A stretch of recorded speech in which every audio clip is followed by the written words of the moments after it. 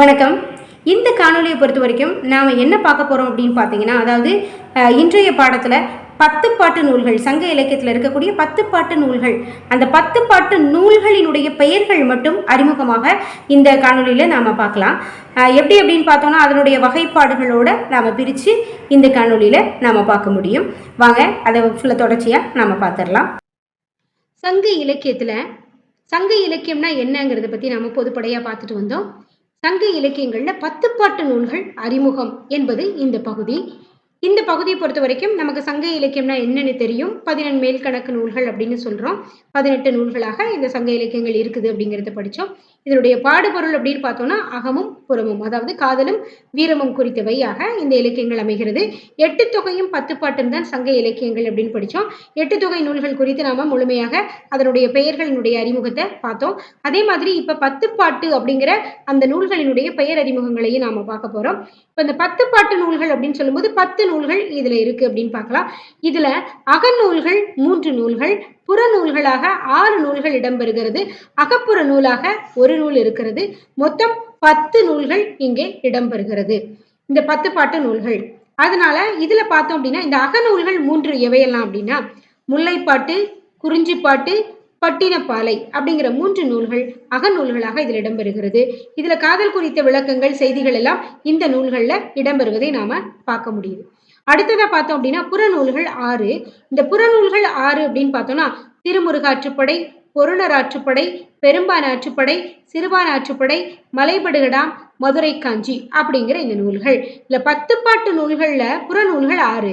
இதுல பார்த்தோம்னா 10 பாட்டு நூல்கள்ல செம்பாதி நூல்கள் ஆற்றுப்படை நூல்களாக இடம்பெற்றிருக்கும். ஆற்றுப்படை அப்படிங்கிறதுக்குரிய விளக்கம், ஒவ்வொரு நூல்கள் பற்றிய விளக்கங்கள் எல்லாம் நம்ம பின்னாட பார்க்கலாம். இப்ப இதுல செம்பாதி நூல்கள் ஆற்றுப்படை நூல்கள் அப்படின்னா 5 நூல்கள் ஆற்றுப்படை நூல்களாக இதுல இடம்பெறுது. அந்த 5 நூல்களோட சேர்ந்து இங்க புறம் பற்றி பேசக்கூடியது மதுரை காஞ்சிங்கிற ஒரு நூல். இதோட சேர்த்து புறநூல்களாக 6 நூல்களை நாம் பார்க்க முடிகிறது. அடுத்ததா பார்த்தோம் அப்படின்னா 10 பாட்டு நூல்கள்ல இருக்கிற 10 நூல்கள்ல ஒரே ஒரு நூல் மட்டும் அகப்புற நூலாக அமைகிறது, நெடுநல் வாடை. இந்த நெடுநல் வாடைங்கிற ஒரு நூல்ல நம்ம படிச்சோம் இல்லையா, முதல்ல அக இலக்கியம் படிக்கும் போது பார்த்தோம். அதுல சுட்டி ஒருவர் பெயர் குழப்பெறாது அப்படின்னு சொல்லி பார்த்தோம். இந்த நெடுநல் வாடையில ஒரே ஒரு இடத்துல மட்டும் வேம்பு மாலை அணிந்தவன்கிற செய்தி நமக்கு கிடைக்கிறதுனால இந்த நூல் அகநூலாக நம்ம பார்க்க முடியுது. மற்றபடி இது புறநூலாக மாறிவிடுகிறது. மற்றபடி இதுல இருக்கிறது எல்லாமே அகச்செய்திகள் தான். இந்த நூலை பத்தி தனியா நாம விரிவாக பார்க்கிற பொழுது இந்த நூல் குறித்த விளக்கங்களையும் நாம பார்க்க முடியும். இப்ப நாம இந்த நூல்களை குறித்த அறிமுகம், அதாவது நூல் பெயர்கள் குறித்த அறிமுகங்களை மட்டும் நம்ம பார்த்திருக்கிறோம். இப்ப 10 பாட்டு நூல் அப்படிங்கிறது நீண்ட நெடும் பாடல்களாக உடைய நூல்களாக இருக்கிறது. இந்த பாடல்களுடைய அளவுகள் இதெல்லாம் தனித்தனியா நம்ம படிக்க போறோம். இப்ப இந்த 10 பாட்டு நூல்கள் அப்படிங்கிறதுல 10 நூல்கள் இருக்கு அப்படின்னு பார்த்தோம். இதுல அகநூல்களாக 3 நூல்கள் இடம்பெறுகிறது. அதே மாதிரி புறநூலாக 6 நூல்கள் இருக்கிறது அப்படின்னு பார்த்தோம். அடுத்ததா பார்த்தோம் அப்படின்னாக்கா அகப்புறம் அப்படிங்கிறதுல ஒரு நூலாக இங்க இருக்கு அப்படின்னு சொல்லிட்டு பார்க்கிறோம்.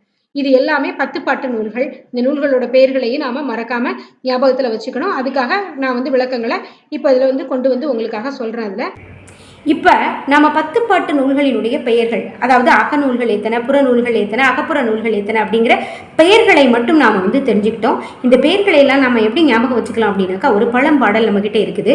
முருகு, பொருணாறு, பான் 2, முல்லை, பெருகுவள மதுரை காஞ்சி, கோல நெடுநல் வாடை, கோல் குறிஞ்சி, பட்டினத்தொடும் கடாத்தொடும் 10. இந்த பாடலை நாம் நினைவு வச்சுக்கிட்டோம் அப்படின்னு சொன்னால் 10 பாட்டு நூல்களுடைய பெயர்களை எல்லாம் நாம் கண்டிப்பாக மறக்காமல் ஞாபகத்தில் வச்சுக்க முடியும். அடுத்த காணொளியில் சந்திப்போம். வாங்க. நன்றி.